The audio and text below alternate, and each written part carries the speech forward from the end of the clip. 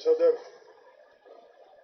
اکابرین، press, civil society, سیاسی کارکنوں اور پریس کے باقی ساتھی جو کہیں دور سے ہمارا بات لوگوں تک پہنچا رہے ہیں، السلام علیکم۔ میں آج کے اے پی سی میں جب اس میں شمولیت کرنے کے لیے میں آ رہا تھا، میرے ذہن میں کچھ سوالات تھے، اور سوال پہلا یہ تھا کہ جس پلیٹ فارم کے ذریعے یہ اے پی سی بلایا جا رہا ہے اس کو نام دیا گیا تحریک تحفظ آئین پاکستان۔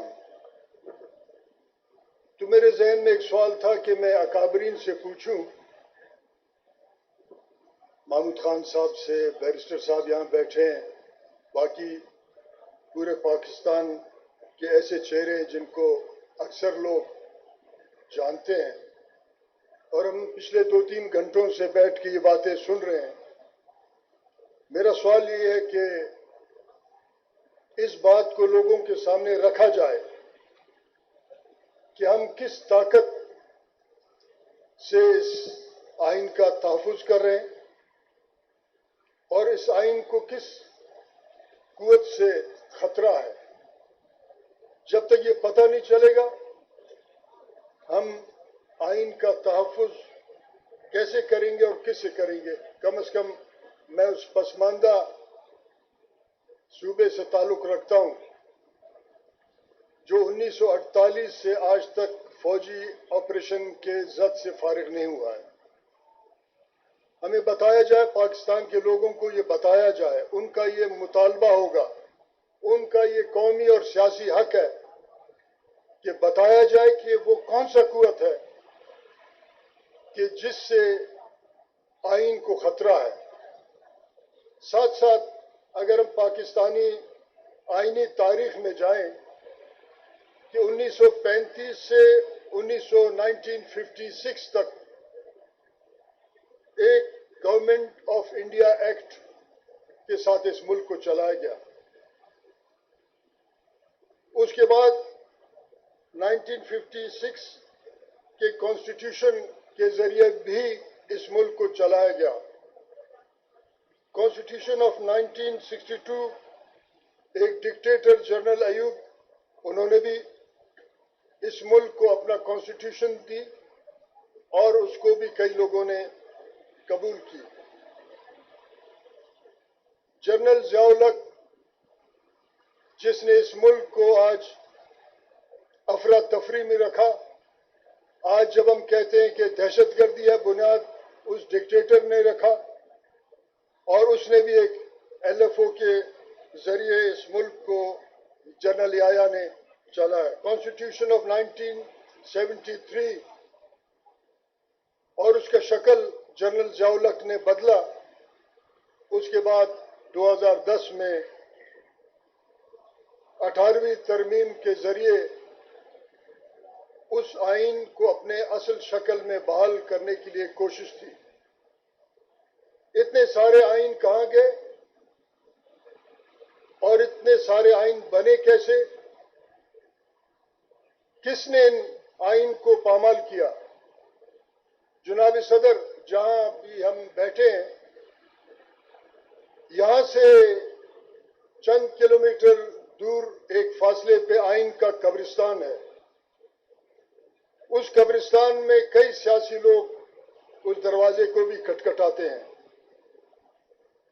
کیا یہ نہیں ہے کہ ہم خود احتسابی کے ایک عمل سے گزریں اور آج کے اس بدحال حالت میں جو جس ملک اور فیڈریشن میں ہم رہتے ہیں اس کے بدحالی کا تو بات کرتے ہیں، کیا یہ لازم نہیں ہے کہ اخلاقی اقدار کے اس عدالت میں اپنے آپ کو پیش کریں کہ اتنے سارے آئین، اور آج جس آئین کا نام ہم لیتے ہیں اس کا ہم لاش گھسیٹ کے گزار کے لا رہے ہیں، وہ یہ ہے۔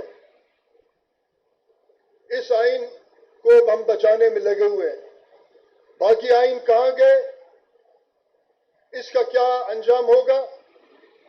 हमें चाहिए कि एक दफा खुद एहतसाबी के उस अमल से हम गुजरें और सोचें कि आइन को बर्बाद करना, इस्टेब्लिशमेंट को ताकतवर बनाने में किस किस ने सहूलतकारी का किरदार अदा किया। एक ऐसा कमीशन कायम हो जिसको हम कहें कि एक ट्रूथ एंड जस्टिस कमीशन का नाम दें, और उस कमीशन ये तय करे कि आइन, जिस आइन को आज हम बचाने में लगे हुए हैं, कौन है इस आइन को बर्बाद करने में लगा हुआ है, किससे हम बचा रहे हैं, और किस किस पॉलिटिकल पार्टी, पॉलिटिकल शख्सियत ने आइन के पामाली करके अदालत और पाकिस्तान के पार्लियामेंट को मफलूज बना के कुछ साल पार्लियामेंट में इक़्तिदार के गुजारा। जब तक ये ट्रूथ एंड जस्टिस कमीशन फैसला नहीं करेगा पॉलिटिकल पार्टीज और शख्सियात का कि सहूलतकार कौन थे पाकिस्तान के इस्टेब्लिशमेंट के साथ, तो हम ऐसे कई हजार और भी पॉलिटिकल पार्टीज का हम एपीसी बुलाएं, नतीजा कुछ नहीं निकलेगा। मैं उस पॉलिटिकल पार्टीज से मुतालबा करता हूं कि वो फैसला करें कि आज जिस एपीसी में हम बैठे हैं, इसके बाद इक़्तिदार में आने के बाद क्या हम फिर आइन का वो असर करेंगे जो आज हो रहा है, या फिर हम मुकम्मल तौर पे आइन के बालादस्ती के लिए अपना किरदार अदा करेंगे, या आइन बचेगा या हमारा इक़्तिदार, दोनों में से एक फैसला करना पड़ेगा। यहाँ इक़्तिदार को बचाया गया, इख्तियार को गंवाया गया। इख्तियार के बगैर इक़्तिदार में लोग बैठे रहे और आज पूरा मुल्क एक बहुत बड़े बहरान का शिकार है। पॉलिटिकल पार्टी जिन्होंने सहूलतकारी का किरदार अदा किया है, वो भी इस बड़े बहरान के जिम्मेदार हैं। उस बड़े बहरान में वो कहीं ना कहीं इक़्तिदार में जाने के लिए, शॉर्टकट लगाने के लिए वो आगे हरावल दस्ते का किरदार अदा किया। यकीनन यहाँ हम कई करारदादे भी पास करेंगे, यकीनन ऐलानात भी होंगे, मगर मैं समझता हूं कि नतीजा इसलिए नहीं निकलेगा क्योंकि पॉलिटिकल पार्टीज ने तय ये किया है कि जब इक़्तिदार में आते हैं उनका एक रवैया, जब हिज़्ब इख्तिलाफ में आते हैं दूसरा रवैया। जनाब सदर, तमाम पॉलिटिकल पार्टीज के अकाबरीन जो यहाँ बैठे हैं या जो बाहर आज सुन रहे हैं, क्या हम ये क्या फैसला करेंगे कि क्या हमने इस मुल्क को एक पार्लिमानी जमहूरी निज़ाम के तहत चलाना है या सिर्फ इक़्तिदार का रास्ता अपनाना है। जनाब सदर, ये फैसला इस आज के नशिस्त को करना पड़ेगा कि क्या हम डायलॉग इस्टेब्लिशमेंट के साथ करेंगे, ये तमाम पॉलिटिकल पार्टीज पार्लियामेंट जो डमी पार्लियामेंट है उसके जरिए बैठेंगे, या उससे बाहर बैठ के फैसला करेंगे कि क्या हमने एक पार्लिमानी जमहूरी निज़ाम जहां इस सब्ज किताब का एहतराम होगा और तमाम इदारे उसके तहत फैसला करेंगे और आगे ये मुल्क बढ़ेगा। पिछले 74 साल से हम सुनते आ रहे हैं, हम पढ़ते आ रहे हैं, हमारे पैदाइश से पहले ये सब कुछ होता आ रहा है, कभी खत्म नहीं होने वाला। इसका मतलब यह है कि पॉलिटिकल पार्टीज में भी एक हिस्से ने सहूलतकारी का किरदार अदा किया है और आज का बहरान उस तमाम सहूलतकारी का नतीजा है। जनाब, मेरा ताल्लुक बलूचिस्तान से है जो पाकिस्तान के एस्टेब्लिशमेंट का एक कॉलोनी है। वहां निजी होटलों में पार्टियां बनते हैं। वहां निजी होटलों में पार्टी बनने के बाद एस्टेब्लिशमेंट का एजेंडा पे अमल दरामद होता है। मेरा ताल्लुक उस कॉलोनी से है। कभी उसको 1 यूनिट के जरिए ایک کمشنر چلایا کرتا تھا. وہاں بتایا گیا اور آپ کے اندر خصوصاً اس صوبے کے جہاں ہم اسلام آباد یا پنجاب میں ہم بیٹھے ہیں وہاں عام ہمارے صوبے کے مسائل کو غلط اس کا تشریح کیا گیا. ہمیں اور آپ کو بتایا گیا کہ بلوچستان کے مسائل اس کے قومی حقوق نہیں ہیں بلکہ طبقاتی ہیں اور آپ کے اندر ایک نفرت سا تھا کہ بلوچ سردار ایسے ہیں بلوچ سردار ایسے ہیں. آج 3 4 5 مڈل کلاس کے وزیر اعلیٰ بیٹھے ہیں, آج بھی بیٹھا ہے. تو مسائل کو تو حل ہونا چاہیے تھا اگر طبقاتی تھا, مسائل کو ختم ہونا چاہیے تھا اگر طبقاتی تھا, مگر کیونکہ یہاں آج کل پہلے اخبارات, آج کل یوٹیوب چینلز, ISPR کے کہنے پہ ایک چھوٹے سے ایشو کو پورے بلوچستان کے اوپر ایک بہت بڑا یلغار کرتے ہیں اور بتایا جاتا ہے کہ وہاں بلوچستان کے لوگ ایسے وحشی ہیں اور یہ سارے معاملات ہیں. فیصلہ یہ کرنا پڑے گا کہ جب بھی حزب اختلاف میں لوگ آتے ہیں بلوچستان, کچھ لوگ مگرمچھ کے آنسو بہاتے ہیں ہمارے غربت پہ, کچھ لوگ ہاتھی کے آنسو بہاتے ہیں ہمارے غربت پہ, مگر جو الیکشن ہوتا ہے وہی political parties minus Balochistan establishment کے ساتھ ڈیل کرنے کے بعد اقتدار میں بیٹھے ہیں. اس کا ایک مثال یہ ہے کہ نون لیگ جب اپوزیشن میں تھا مسنگ پرسنز کے وہ کیمپ پہ گئے اور روتے رہے. آج ہمارے خواتین یہاں اسلام آباد پریس کلب کے سامنے بیٹھے ہیں, کیا کسی نے ان سے پوچھا کہ ریاست پاکستان کے کسی طاقتور نے پوچھا کہ آپ کیوں بیٹھے ہیں؟ یہ سوال پیدا ہوتا ہے کہ یہ خواتین کوئٹہ سے اسلام آباد آئے ہیں اور اگر کوئٹہ سے اسلام آباد آئے ان کے مسائل حل نہ ہو تو پھر یہ دلی جائیں, پھر آپ فوراً فتنۃ الہند کا ٹھپا لگا کے یہاں ہمارے قتل عام کریں گے. قطعاً کوئی بھی شخص بلوچستان کا ان تمام ڈرامہ بازیوں کو قبول نہیں کرتا. کوئی طبقاتی مسئلہ نہیں ہے, قومی مسئلہ ہے. ہمیں ہمارے قومی اختیار, ہمارا تاریخ اختیار دینا پڑے گا. ہمارے جتنے ایشوز ہیں اس کو ریاست پاکستان کو چاہیے کانسٹیٹیوشن کے ذریعے حل کرے. 2010 میں 18ویں ترمیم آئی, اس کا ایک وکٹم میں بھی ہوں, میں بھی اس کمیٹی میں تھا. ستارہ امتیاز مجھے جب دیا گیا میں نے انکار کیا. کیوں؟ راجہ پرویز اشرف صاحب زندہ ہیں, صبح 7 بجے ان کا فون آیا کہ آپ تو پارٹی کے آپ یہ ستارہ امتیاز قبول کریں. میں نے کہا یہ آپ اپنے سینے پہ سجائیں. جس کانسٹیٹیوشن پہ میرا دستخط ہے اس کو بدترین پامال کر رہے ہیں آپ بلوچستان میں. اس کانسٹیٹیوشن کے دھجیاں آپ اڑا رہے ہیں بلوچستان میں, تو پھر میرا کیا بنتا ہے؟ ہاں, پھر اس کے نتیجے میں یہ ہوا کہ اسٹیبلشمنٹ مسلسل ہمارے اس جمہوری عمل میں میرے اور میرے ساتھیوں کا دخل اندازی کرتا ہے. 2018 میں الیکشن جیتا. آج 6 چیف جسٹس ریٹائر ہو گئے, پتہ نہیں دنیا کے کائنات کے کس کونے میں گئے. میرا فیصلہ ابھی تک 2018 کا نہیں ہوا. کیا پولیٹیکل پارٹیز کی ذمہ داری نہیں ہوتا کہ اس کانسٹیٹیوشن کے تحت وہ یہ فیصلہ کرتے اس اسمبلی میں کہ شفاف الیکشن کا طریقہ کار کیا ہونا چاہیے؟ پوری دنیا میں شفاف الیکشن ہوتا ہے.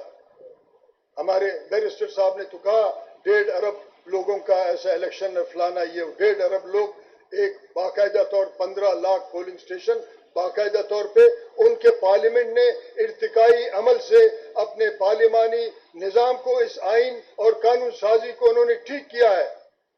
کیا کسی پولیٹیکل پارٹی نے آج والا ہو یا کل والا ہو یہ فیصلہ کیا ہے کہ عدالتی نظام پیچیدہ اور جانبدار ہے, اس کو ٹھیک کرنے کے لیے ہم کیسے کریں؟ ہاں, یقیناً یہ آپ کہیں گے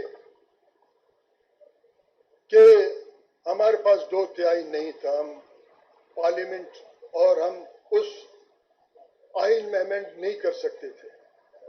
کیا آپ لوگ ایکسٹینشن کے اس قرارداد پہ, اس قانون پہ متفق نہیں تھے؟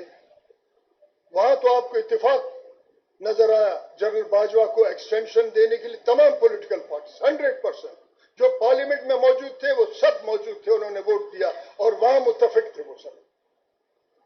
کیا یہ جرم نہیں؟ کیا خود احتسابی ہمارا نہیں بنتا حق کہ ہم اس ایکسٹینشن میں سب متفق تھے؟ کیا یہ نہیں ہوا پاکستان کے اس آئین جس کو ہم بچانے کے لیے آج جمع ہیں، اس کے تحت آپ کا chief of army staff defence ministry کا ماتحت ہے؟ اس پارلیمنٹ میں بیٹھے ہوئے لوگوں نے کسی نے پوچھا ڈیفنس منسٹر سے، وزیر اعظم سے، کہ آپ کا چیف آف آرمی اسٹاف کس کی اجازت سے، کون سا فارن پالیسی ہے کہ وہ جا کے ایک غیر ملکی صدر سے 2 گھنٹے ملاقات کرتا ہے؟ کیا آپ کسی نے پوچھا؟ کسی نے پوچھا؟ ہاں، اس آئین میں آرٹیکل 9، آرٹیکل 10A بلوچستان میں مکمل طور پہ پامال ہو رہا ہے۔ یہاں یہ آئین ہمیں ہماری جان کی حفاظت کا گارنٹی دیتا ہے۔ آج ہمیں کسی دہشت گرد سے خطرہ نہیں ہے، ریاست پاکستان کے اداروں سے ہمیں خطرہ ہے۔ ہمارا کیا گارنٹی ہے عزت کا، ناموس کا، وقار کا، جائیداد کا؟ ہمارا کوئی گارنٹی نہیں ہے، مگر ہم اس لیے آئے ہیں کہ ہم اپنا فرض ادا کریں کہ آنے والے دنوں میں تاریخ ساز جب تاریخ دان بات کرے گا تو یہ ہم سے پوچھے گا کہ آپ نے اس وقت اپنا کیا کردار ادا کیا۔ پولیٹیکل پارٹیز اقتدار میں ہیں یا اقتدار سے باہر ہیں، کہیں نہ کہیں سہولت کاری کیا ہے۔ آج بدترین حالات اس سہولت کاری کے نتیجے میں ہے۔ ایک وزیر اعظم جی ٹی روڈ سے لاہور تک مجھے کیوں نکالا؟ دوسرا وزیر اعظم کراچی سے حیدرآباد، حیدرآباد سے کوئٹہ تک اور کوئٹہ سے اسلام آباد تک مجھے کیوں نکالا؟ تیسرا وزیر اعظم آج جیل میں ہے۔ آج ہم اپنے بدعمالی کا، خود غرضی کا، غیر سیاسی عمل کا سزا کاٹ رہے ہیں۔ اس ہمارے سیاسی پارٹیوں کا بدعمالی کا سزا عام لوگ بھی کاٹ رہے ہیں۔ آج ہم بات کرتے ہیں، ہمیں بتایا جاتا ہے کہ اس ملک میں معیشت ٹھیک ہو رہا ہے۔ مجھے ایک اور خطرے کی گھنٹی لگ رہی ہے۔ مجھے ایک بہت بڑے جنگ کا دھندلا ایک نقشہ نظر آ رہا ہے۔ اچانک سامراجی امریکہ ہمارا خیر خواہ کیسے بنا؟ اگر اس ملک میں معیشت ٹھیک ہو رہا ہے تو پنجاب کے 300 لوگ کیوں سمندر میں ڈوب رہے ہیں؟ جن لوگوں نے ڈوبنا ہے وہ پھر یہاں مزاحمت کر کے اس ملک کے نظام کو ٹھیک کریں، کہیں ڈوبنے کے لیے نہ جائیں۔ اور میں یہ سمجھتا ہوں کہ پولیٹیکل پارٹیز جو اس آئین کو بچانے کا بات کرتے ہیں، ان کو چاہیے کہ آئینی امینڈمنٹس کا اپنا ایجنڈا پیش کریں عوام کے سامنے کہ یہ آئین اپنا دفاع کیوں نہیں کر سکا، اس آئین کے ساتھ دھوکہ ہم نے کیوں کیا، اور آئین میں صوبائی خود مختاری، شفاف الیکشن، 26ویں ترمیم کے خلاف ہم نے کون سا نئے امینڈمنٹ لانا ہے۔ تحریک تحفظ آئین کا جو اتحاد ہے وہ اے پی سی کے ساتھ ساتھ بہت جلد آئینی امینڈمنٹ بھی لوگوں کے سامنے پیش کریں کہ آئین کو وہ کس طریقے سے شفاف اور معاملات کو ٹھیک کریں گے، اس کے بعد وہ کسی راستے پہ چل پڑیں گے۔ اس قسم کے جمگٹے ہوتے رہیں گے۔ لوگوں نے اپنے پارٹی تنظیم کے بجائے ہجوم کو ایک حوالے سے ترجیح دی۔ ہجوم ٹوٹتے ہیں، تنظیمیں نہیں ٹوٹتے ہیں۔ کیا ہم نے کہیں کوشش نہیں کی کہ ہم نے اسٹیبلشمنٹ کے ساتھ ملی بھگت کر کے اس آئین کو پامال کر کے ہم نے اس ملک کو بحران میں ڈالا؟ سب کے سب ذمہ دار ہیں۔ آج ہمیں بتایا گیا کہ ایک مڈل کلاس وزیر اعلیٰ بلوچستان کا مسائل کا حل ہے۔ کوئٹہ کو کنیکٹڈ نیشنل اور انٹرنیشنل سڑک تمام رات کے ٹائم بند ہے۔ کوئٹہ سے ڈیرہ غازی خان رات کے ٹائم پہ نہیں چلتے سڑکیں، کوئٹہ سے سکر رات کے ٹائم پہ سڑکیں نہیں چلتے، کوئٹہ کراچی رات کے ٹائم سڑکیں نہیں چل رہے، کوئٹہ تفتان بھی نہیں چلتا جو ایران کو کنیکٹ کرتا، مگر حال ہی میں ریاست پاکستان کے ایک وزیر جس کو انٹیریئر منسٹر کہا جاتا ہے، وہ وزیر کوئٹہ آنے کے بعد یہ اعلان کرتا ہے کہ شیعہ زائرین عراق اور ایران بسوں کے ذریعے نہیں جا سکیں گے۔ انہوں نے اپنے ناکامی کا خود اعلان کیا، حالانکہ ہر بلوچ قطعاً فرقے واریت میں ملوث نہیں ہے، مگر ریاست یہ بتانا چاہتا ہے کہ یہاں فرقے واریت بھی ہے، اور ریاست کے پی ایس ڈی پی کے ذریعے چلنے والے اور پلنے والے جو مسلح جبتے ہیں وہ ریاست کے پی ایس ڈی پی پہ پل رہے ہیں، اور یہاں جب شیعہ زائرین کا بھی راستہ روکا جاتا ہے تو اس کا مطلب یہ ہے کہ ریاست، اس کا نظام، اس کے جعلی نظام مکمل طور پہ ناکام ہو چکے ہیں۔ تو میں سمجھتا ہوں کہ یہاں پولیٹیکل پارٹیز ایک دفعہ خود احتسابی کریں، اس کے ساتھ یہ فیصلہ کریں کہ اس آئین کو کس سے خطرہ ہے، یہ فیصلہ کریں جہاں آئین کا ایک بہت بڑا قبرستان ہے کہ اس کا دروازہ کھٹکھٹائے یا عوام کا دروازہ کھٹکھٹائے، یہ فیصلہ کریں کہ بلوچستان کیا پاکستان کا ایک قومی تاریخی اکائی ہے یا ایک کالونی ہے، اور پھر اس کے بعد میں سمجھتا ہوں کہ شاید کہ بلوچستان کو اگر سوشیو اکنامک کانسٹیٹیوشنل لیگل ایک جب تھیریپی دیں گے، شاید جس صوبائی خود مختاری سے اب آگے باتیں نکل گئے، شاید کوئی نہ کوئی شخص لوٹے، مگر مجھے یہ لگتا ہے کہ کئی چیزیں بہت مشکلات کا سامنا اس ریاست کو ہوگا۔ میں آخر میں تحریک تحفظ آئین کے سربراہ اور ان کے تمام ساتھیوں کو یہ دعوت دیتا ہوں